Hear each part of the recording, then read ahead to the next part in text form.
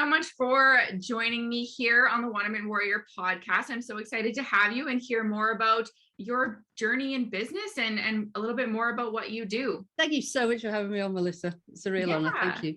No problem at all. So to introduce you to everyone here on the podcast, Jo Evans is the founder of Female Online Entrepreneurs and the host of the Female Entrepreneurs Club podcast and the host of the Leads to Sales Summit. So she's got a lot going on.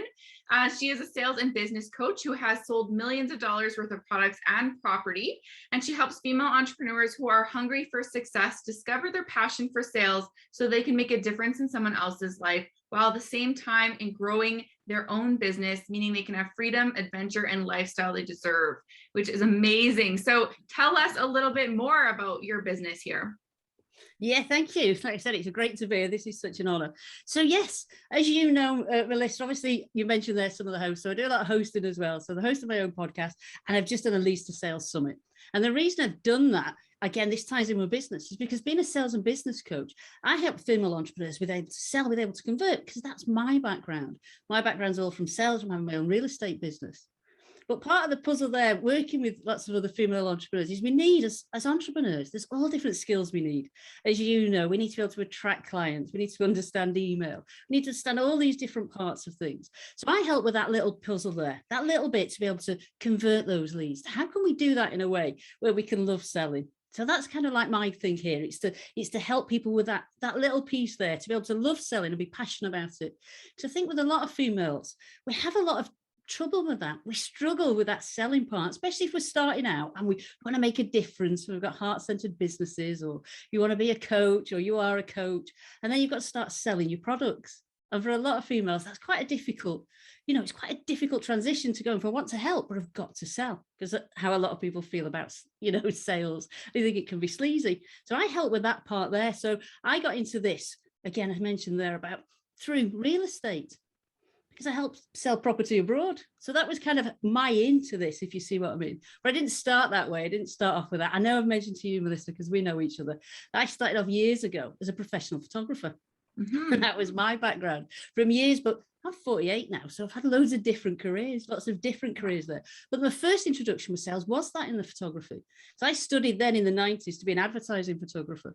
And that's what we called ourselves then. It was advertising, because, we weren't online. There was no digital cameras, nothing like that. We were all just, at the time, we worked with advertising studios. We got briefs, and then we created these, these amazing studio sets, and then they'd end up in magazines and on billboards. So that was my first kind of introduction to sales, was from the aspect of creating those designs, but we still had to understand sales. So yes, so that's the start of it. That's not the full story, but that's kind of the start of it.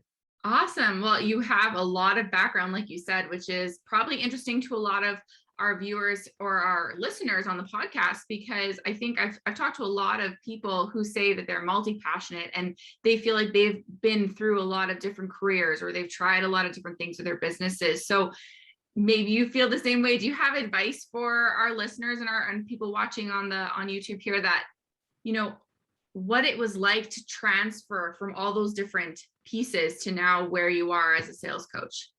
Yeah, I think my advice there is to just go with what happens in life, because things happen in life, don't they? And I think we're at the point now. I mean, I tell this story. My granddad, he joined us 16 as a carpenter, and he was a carpenter. And then World War II happened. He went away, called up to be a Marine, but he was still a carpenter there. And he wanted his skills. And then he came back and he was still a carpenter. And then in his 50s, he retired as a master carpenter, and he had that one career. And that's all he did for the same company, other than the bit with the war, where they still wanted that skill from him. Now, I think now, the way we are now, certainly because I'm in the UK, we go now from where we start our career, and we might not retire till our 70s. And we're not at that point now where we're not going to have that one career, that golden handshake where you start at 16 as an apprentice and you finish at 60 or 70.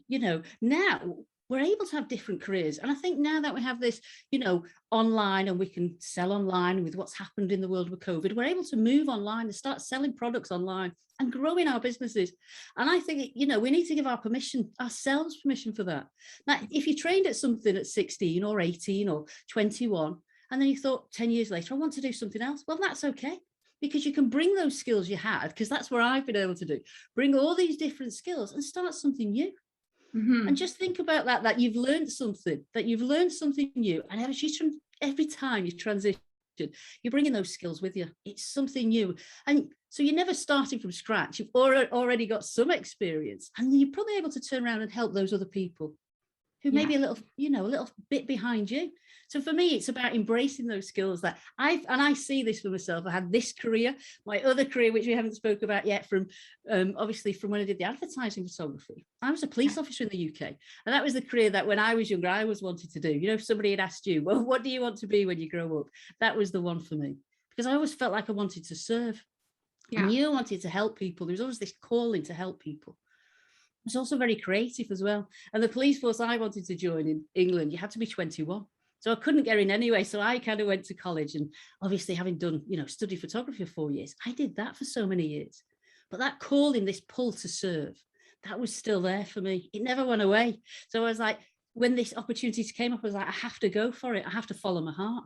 So that's what I mean about those transitions. There might be something that you're passionate about, like me with photography and art. Yeah. But then there's these other things. And for me, it was like I had to follow my heart, that calling to serve. Yeah, absolutely. And I love that. That is so different. Police officer, photographer, sales coach, you did real estate, like you're all over. I love it. So much experience and so many stories I'm sure that you could tell. And I'm sure a lot of people can relate to, because, I feel like I'm multi-passionate. I'm sure every single person listening and watching is multi-passionate as well. So it's always nice to hear that, like you said, it's okay to want to try different things, and it's okay to be in one season of life and love it, and then decide, you know what, I'm going to take these skills and change it and try something else with my career. Because like you said, I think lots of times as women, we feel like we can't, and we have to be stuck where we are, and we have to pursue that career until, like you said, we're 16 or ready to retire. But that's just not the case anymore. And so, anyone listening or watching, this is your permission. We're giving you permission to be multi-passionate and enjoy what you do and try new things, because like you said, every skill that you do or you build, you can bring to the next portion of your life, the next season. So I love that. Thank you. And in all of that experience that you had doing all those different things, did you feel that there was sales skills being built in each transition to get you where you are?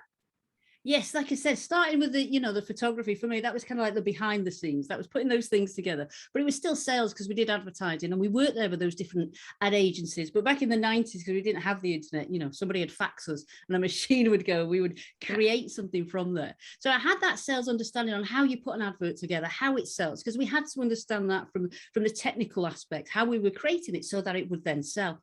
So there was always that. And then for me, then with the police, because I'm in the UK, the main way we police in the UK is by consent, and it's communication. It's how we talk to people and how we can, there's some dreadful situations going on. We've got to go in and get people calm and be able to deal with them in these dreadful situations, and then say, and by the way, there's a legal process here. I know this horrible things happen, but you're going to have to come with me while we follow this, and you're dealing with those emotions, and people are in emotional states. So we learn how to manage those emotions and how to build rapport quickly. Because as I said, in the UK, we basically have handcuffs and a baton. And in my time in the police, I was in there for 6 years. I never used my baton once, because I was able to talk to people and calm situations down. So I learned the communication there. And then what happened with me in the police is I got an injury on duty. Now, as I said, I imagine that would probably be the career, if you'd asked me when I was younger, that I would have had. And then when I broke my leg on duty, I broke it in 3 places. That ended my career. So yes, I know. So that's how I ended up, obviously, in real estate. So that broke my leg. That finished my career for me. And I was early 30s then. And at the time, I told that story about my granddad, I thought that's where I would be. I would stay in the police. And after a 30-year career in the police, certainly in the UK, you can then retire at 55. So I thought I'll retire at 55 and I'll go and live abroad. I'm going to have this adventure, this lifestyle. And then when that career ended, that's when I thought, well, I was going to do that when I was 55.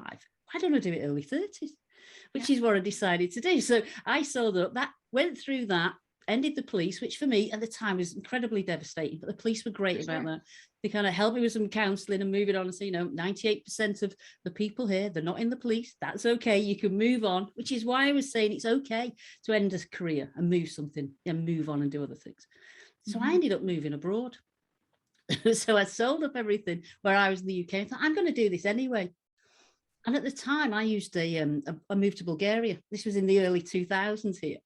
At the time, it wasn't in the EU. So it'd just come out. It was kind of developing country, hadn't joined the EU. It did in 2007, which, if you don't know about the EU, it gives you all these memberships, you know, within this country, and you can freely move there. But when I bought there, you couldn't. You had to have a visa, so I made it more difficult for myself.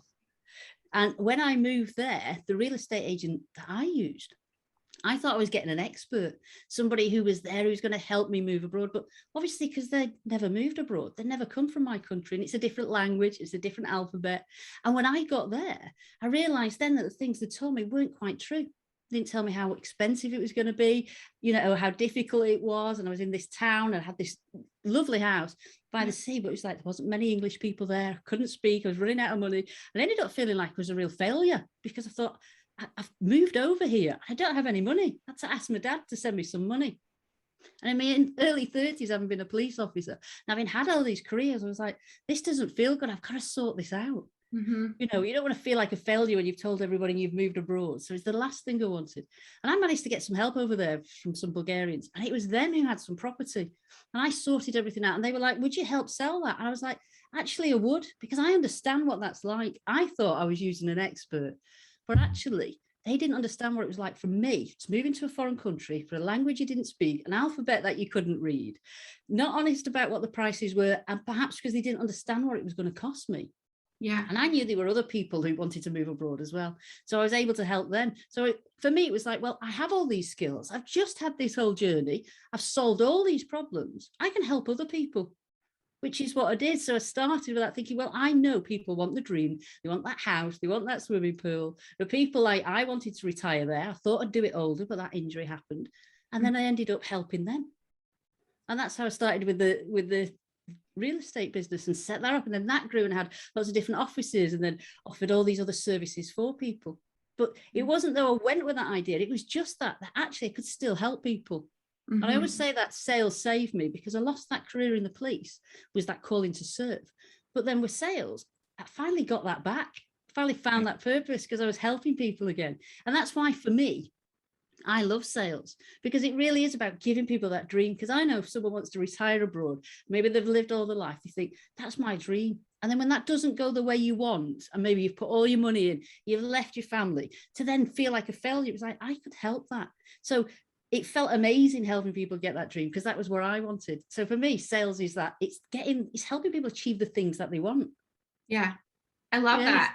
And that's such a good mindset to have around sales, because like you mentioned a little bit earlier, a lot of people feel that sales can be sleazy, or they're scared to talk about their business and sell it because they don't want to come across pushy and all that. And I've definitely had that mindset before when I first started my business. And to switch your mindset into coming from that place of serving, like you talked about, and how you said you found that joy again by helping people. Really, all of our businesses are helping people, right? We're all helping, whether you're a product-based business, a service-based business, we're all helping our ideal clients with a problem, solving something. So if you can kind of come at sales from that point of view, it now becomes fun, right? Because you're helping someone, which is amazing. I love that that's where you came from with your career change, is that I want to help people. And then that was the kind of the move into that. I love that. So sorry, go ahead. Yeah, I was just saying it for me, everything you've just said there, I completely agree with Melissa. It's that making that difference, and it's feeling that passion for it. And I think once you start helping people, if somebody was there and they do feel sleazy about that, and a lot of that you said as well, you felt it. I know it's a very common feeling to feel that when it comes to sales. And I think a lot of that is to do with the media and how sales are portrayed, and our own upbringing and our own experiences. The experience I had, you could have easily come away from that and thought, God, that's awful. I can't trust people. But really, if you think, well, actually, maybe they didn't understand what was going on. They didn't do it. And I don't know anybody else's motivation. I just know I can take my own from that. I know that you can help. And once you start helping people and you start to feel good about that, because they start getting the results that they want. Yeah.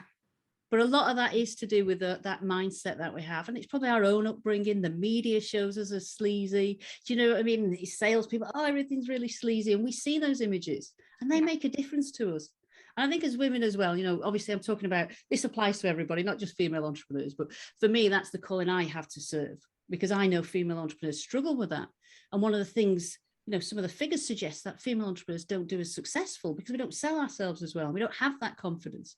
And that's the kind of thing that I bring, that having been in the police, where they train you to be confident, they train you to go into situations where everybody's running out, you have to run in. And I remember my training, that was one of the things they said. So having that confidence, that's something I can bring to other people and to help the females with that. So for me, when I talk about that, it's just that's who I'm called to serve, because with my sales experience and obviously with my experience in the police and having that confidence, those are the skills I can help other people with. Yeah, absolutely. I love that. And what would you say if to all the female entrepreneurs and other entrepreneurs, male entrepreneurs listening and watching, what would you say to them if they have the mindset that sales is sleazy? Is there tips that you have to kind of overcome that and get themselves in the right frame of mind? Yeah, I think the first thing, as you've said there, is just acknowledging that. The first step with anything, it's that being self-aware. When you realize, to look at what results you're getting and how do you feel about money. This is the first thing with that. If you're looking and you've not been maybe as successful as you wanted to be, what are your thoughts on that? And what I usually ask some of my clients to do is to get a journal and to write down, how do you think about money? When you think about it, what are your thoughts on that? And you might hear, things from your family you've heard and the beliefs there. Now, one of the ones that I had, I'll happily share this one with you, is when growing up, my mum had this attitude. I thought she was incredibly encouraging, but she was given this attitude that there's them and us. Those who had money and those who don't. Now, this comes from, I'll tell you, the story here. We call her little Nana because she was about 4 foot. My little Nana, she lived till she was 107. She was born in she did amazing. But she was born in 1889. And in the UK, when she was 13, she went what they called in service. Now, we have over here the stately homes. She was the eldest of 7 children. She'd lost her mum and she went into service, which means she became the lowest of the lower scully maid in a really fancy house in the stately homes. And of course, there was upstairs, downstairs. I mean, there's lots of TV shows now about this. So she started her career downstairs as the lowest of the low as a maid with hardly any money. So she had this attitude. They have the money who I'm serving, which basically she was then serving in the house, and we don't. So that attitude continued to then she gave that to my gran, which was my mum's mum, and then my mum, if she would say it now, then it'd be, oh, them and us. And then I noticed, years ago before I spoke this, that actually them and us, and that affected me, because if you don't think you have money and there's a them, it's very difficult for you to believe that's possible for you to allow money to happen, for you to grow, because you're told you're you and there's them. So that's the first one. And that was one of the ones for me and I recognized in myself, and I was like, hold on. And I realized where that would come from. And that was something, again, no one intentional was doing, but there's usually a reason where those money blocks have come from and those thoughts. And that was for one, again, told you that history of that from my family. And it makes sense that my family would have had that belief. Yeah. So, this is what I'm saying. If you or any of your listeners had those beliefs, it's probably that nobody intentionally was giving them to you, but maybe they had them as well. Like my mum was brought up with that, and her mum was brought up with that, and her mum, because she worked in a stately home, and there was a them and us. You watch Downtown Abbey now, there is a them and us, upstairs, downstairs. So there's so those are there, but those come down through generations. And I think they affect us in ways that we don't realize. Because we might think now, well, it's 2021, it's not 1889 anymore, it's not 1903. But those beliefs have come down those years, and it's what's said in your family. And when you can identify that, like I did, it's like, hold on, that isn't true anymore. That's affecting me right now. And I was able to work through that. So that would be my advice, is to maybe, for a week, write down, what do you think about money? Do you think money's the root of all evil? Is it them and us? Does success and money happen to other people, not you? Because I had one client who, she's hit 7 figures now, but she couldn't. And when I spoke to her, she was like, well, success, that's something that happens to others. Yeah. And it was like, well, there we go. If it's happened to something others, you're never going to invite it to you. Yeah.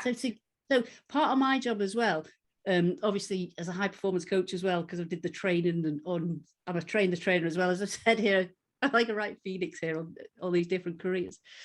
And it's helping people realize that it's not just that, can I get the sale? That's the end part of it, converting that sale. But if you don't believe that you can earn that amount of money, or you deserve that type of money, or success happens to others, not you, then you're never going to get those sales, because you'll be blocking yourself. So that's my advice, to find a ways, write down and start noticing what things you'll say. You might hear it in your family. You might have heard it as a child.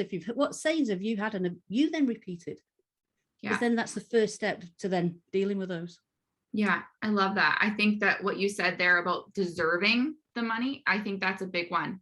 I hear a lot of clients say, well, like you said, I don't deserve the success, or I can't charge that because I'm not worth it, right? I hear that a lot too, especially when it comes to getting on video. I'm not good enough to get on video. I'm not smart enough, not good looking enough. I don't speak well enough, right? There's all that deserving factor, and that comes into sales too. And it comes across in sales, I think, as well, as that people on the other end of our sales calls can feel that we don't feel we're deserving, right? And so you're right, it does start with that mindset and that self-awareness. So journaling is a very powerful thing, for sure, for sure. So I love that. Thank you for sharing that tip with us.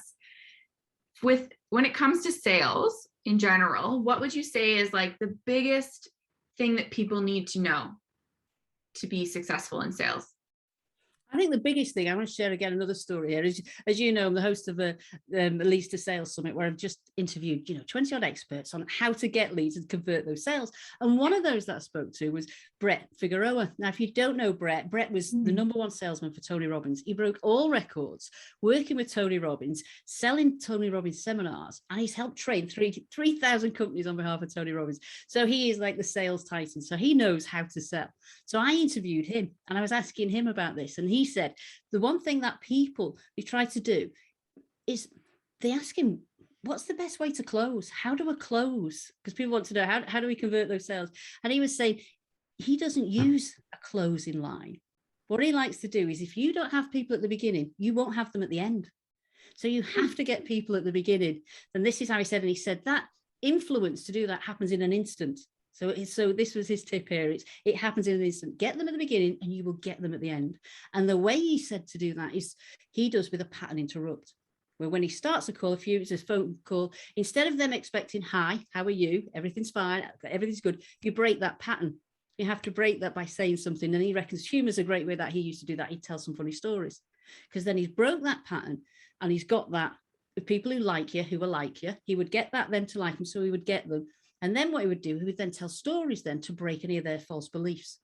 So right at the beginning, he would find out what they are. And for selling seminars, and it's probably a lot for people here selling programs, people say they don't have time, they don't have money. So he would have stories on how to overcome those. And he would do them in his presentation. And he would make sure he's broke those beliefs before it comes to the end. So you're not trying to close somebody at the end. He always says, what he wanted when he makes his offer, they're already sold. And that's how you want your customers to be. You don't want to be at the end trying to solve a lot of questions, trying to overcome objections. You should have dealt with them before. And with you, I don't know, obviously you make a lot of content as well. That can be done from the content that you make, the things you share online, you're sharing your stories, you're overcoming those beliefs that people are in, the things you're sharing, like this, talking about people here. Yeah. But to never think about it's a closing line. I'm going to close you. Everything's about closing. But that should have happened before it comes to the sale, because you really want it to be that they want to work with you. Yeah. So that's the one thing I would say. Make sure you've got them at the beginning. Otherwise, you won't get them at the end. And the other one there we need to sell is to talk about when we're selling is about people focus on the sales scripts, that they think if I've got the right script, I can sell. But really, again, this is another one. I'm a great conversation with Brett, and I want to share what Brett said, because, again, he's got so much valuable information there. He basically said as well, and this is kind of what I teach. So it was good for me because there was that kind of like confirmation from him that where he's coming from what I'm doing with female entrepreneurs, because it's quite different, because men and women, we can tend to have different selling styles. Yeah. And he was saying about it's all to do with 7% is what you say. So don't major on the minors. That's only 7% of your communication is what you say. That's the sales script. 93% of it is how you communicate. So it's that 38% of tone of voice, 55% is your body language, and it's that energy you bring. Mm-hmm. And the example he said, because obviously he worked with Tony Robbins, was about not Tony Robbins. People don't always remember what he said, but they remember the way he said it. They remember the energy. They remember that they want that transformation. Remember how it was delivered. So it's all to do with that 93% on how we communicate.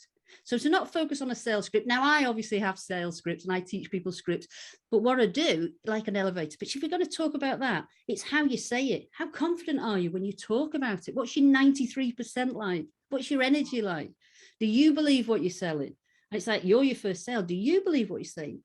And is it going to make a difference to somebody else? But if you just followed a sales script and you didn't bring yourself or your energy and you didn't believe it, you're probably not going to have as much success as somebody else who had the same script, but put their own personality and they put their own way of presenting that. So it's those two things I was saying. Yes, we need sales scripts. Yes, they work. Yes, they help go through a process, because we have all these mental triggers in sales that people need to go through to buy, and we can guide them through that process. But it's not just the script. Make sure that it's bringing you and your energy.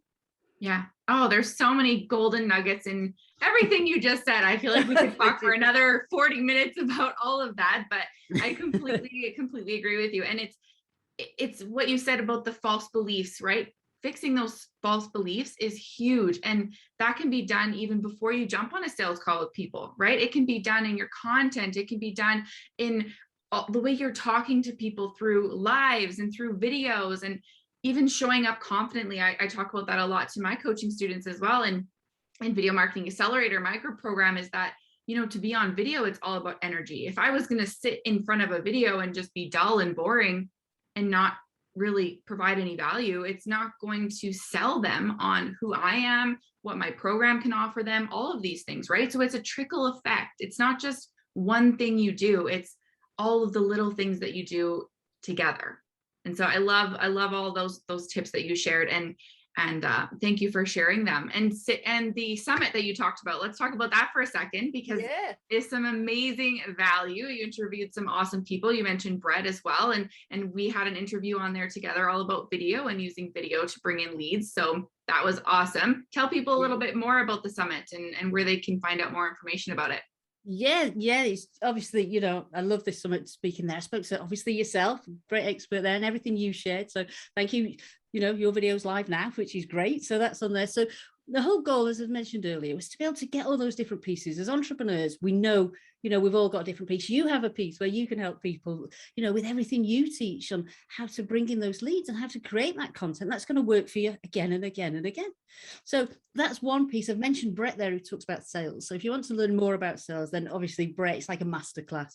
Literally, it's wonderful. But we talked about storytelling there. And I had April Purchase on there, and she talks about how to use storytelling to go from cold to close. And she shared her framework on how to craft these stories. And one of the things she was saying, because she deals with a lot of female clients as well, is a lot of time they don't believe they've got a story to tell. You don't believe that, you know, their story is going to make a difference. And she has a framework that takes you from how you craft your story. And she calls it like a mountain. You come up the mountain and you share it on the way down. And another way I've heard this is you don't share the wound. Sorry, I might have said that the wrong way. You don't share the wound, you share the scar. So when you're feeling this agony, you're feeling the pain now, if you're going through something, this isn't the time to tell it. It's once it's then healed. So you're coming down the mountain, that has then healed, and now you've got a story to tell. So she helps people find where it is. So if you're in pain at the moment and you're struggling with something, that might help somebody else.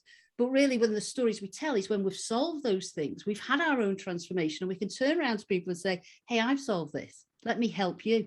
So she helps with that. How do you tell those stories? How do you craft those stories so you can get those sales? And she said it's people realizing where the story is and how to do it. And I mentioned about Brett, he said the same there. It's about breaking those false beliefs that people have. So we've got her who talks about the storytelling. And then I also did an interview with Ashley DeLuca, who talks about conversational email marketing, how to sell in your inbox. How can you do that with that conversation, which for me is something I do, I mentioned earlier about being in the police, and that's all about we communicate with people and how we talk to people, how we build that rapport, and how we can take them on this journey. And that's the same in sales. So we mentioned earlier about all my other careers, and I feel every one of them has helped me where I am. Yeah, you know, the police definitely with rapport, and sales is just it's people. That's the main thing. You remember, you're selling to somebody's buying something because they want to feel something. It's a transformation. People buy to feel something. That's the one thing I say. So we're trying to feel something here. So, you know, you've got to make sure you feel those emotions. Right. So a lot of these speakers help do that. And that's what Ashley was saying, that when she does with her conversational marketing, it's not transactional. You're building a relationship in the inbox. And she has these great, you know, open rates, and she shared her framework on that. So that was just, you know, so just some of the speakers. We have some people speaking on mindset as well. Yeah. So Yeah, Sarah Wise came in and she's got this huge energy as well. And she told her story from 5 years ago being rock bottom to turning that round and now having 2 7-figure businesses and a gold medal at this pickleball as well. So she's managed to change everything around, and she believes in that, the mindset and the having the keys to success. And she shares all of her strategies for that. So as we mentioned earlier, that mindset's a huge piece of this. Certainly with sales and being an entrepreneur online, making sure that you feel worthy of it, making sure you believe in yourself. So I had a few people were sharing all these different strategies as well. And then paid traffic. So if somebody wanted to understand paid traffic, so I had Alec Platt, and she talks about Facebook ads, Instagram ads. Then Alex Rivera, he came on, he talked about YouTube ads, how to do paid traffic as well. So it was really what the whole goal with the summit was, to get these experts in who'd already had this piece that we all needed and get them to share the strategy. That's where I wanted to do. I wanted people to share the strategy. And as you, Melissa, we had a fabulous talk as well, and you shared yours as well. Yes. I love that there's people from every point of view too, so that no matter what strategy you use, if it's email, if it's YouTube ads, if it's YouTube itself or video, if all of these pieces, you can take the little nuggets and make a strategy for yourself. So I love that you put this together. And for everybody watching and listening, I will put the link to where to go sign up for the Leads to Sales Summit below this video or below the recording on this podcast for you to check that out. It's free to check out the basic level as well, right? And then you can pay to upgrade to the full goodness. You can get all the juicy details from all the experts at the paid level. So definitely click the link and check that out. We are almost at time here. Thank you so much for coming on and talking to me. This has been great. I love your energy and your storytelling. It's great. I love hearing all about how you got to where you are today. So tell us, before we kind of end this chat here, a little bit about what you're working on now and where people can learn a little bit more about you. Yeah, great. Thank you. Well, firstly, it's a great honor to be here. It's fabulous. I love talking to you. Like we said, we could talk for hours. So many different stories here we could talk to. But yes, so obviously at the moment, we've got the Leads to Sales Summit live. So that's live at the moment. So you can go and get that ticket, as Melissa said. And then from that, I'm doing a small masterclass there. I'm just leading a few people through to put together some of these strategies that obviously our experts have shared. I have my sales framework, and to put those, and the whole goal is to help people with that, to attract those leads and then convert those to sales. So if you want to get in touch with me, I'll give you my website. So you can get hold of me at joeevans.uk. And obviously I'm in the UK, so it's just joevans.uk. So you can find me there. And the other way to follow me is on my podcast. Come and follow me on my podcast. I talk about sales strategy, share the inside tips on there. And that's the Female Entrepreneurs Club. So follow me on that one just to get all the inside, because I'm often sharing a strategy. If something happens or I speak to a client, I'll share that. Like how to think about sales, why we need to be passionate, how do we get passionate, how do we find that passion in ourselves so we can get over that, and share all these different stories on that. So I'm working on there. So there's my masterclass. You can follow me on the podcast, and then next year I'll have even more projects coming out, because at the moment I just want to lead this small group through there, get all their takings, understand where they want to go with this, and then come back with something else next year as well. But all the details for that I'll be on my website. Amazing. Thank you. And I'll make sure to put all those links below for people to check out as well, so they know where to find you. But thank you so much for coming on. This has been great. And we will talk again soon, I'm sure.